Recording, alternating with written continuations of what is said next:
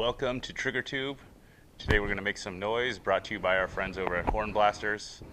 You can find all their products on hornblasters.com. Horn Blaster is the industry leader in train horns and air horns for your car, truck, SUV, or anything with a 12-volt battery where you want to scare people and be obnoxious like myself.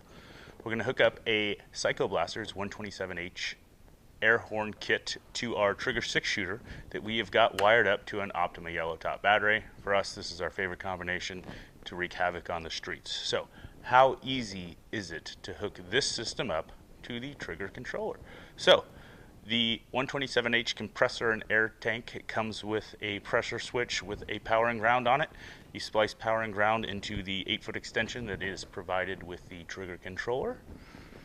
We're going to plug that in to a 30 amp circuit right here on the Trigger. That's circuit number 2. We can turn our compressor on and off wirelessly. And then our train horn itself comes with 2 power leads, not a power and ground. Doesn't matter which way you hook it up. Hook that up to power and ground on a extension that comes with the Trigger. For this demonstration, we're going to plug that into circuit number 1 because we've already got it set up as a momentary switch. So we're going to put some air in our tank. And just like this, you've got wireless switches to scare your neighbors. Or the people in the office right behind the wall that you can't see. They're probably cussing at me right now.